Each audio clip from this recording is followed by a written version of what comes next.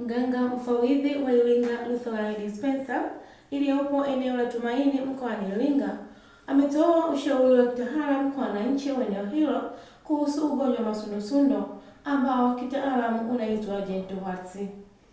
Akizungumza na UoI Digital amesema kuwa ugonjwa huo unaambukizwa kwa njia ya ngono zembe.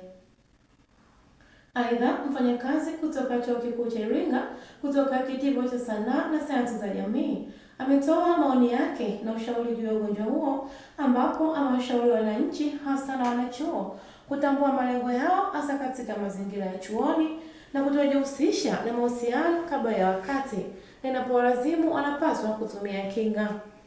Naye mwanafunzi wa Chuo Kikuu cha Iringa amewataka wananchi kuchukua tahadhari dhidi ya ugonjwa huo, ikiwemo kutumia kinga kama vile kondom ili kujikinga na ugonjwa huo.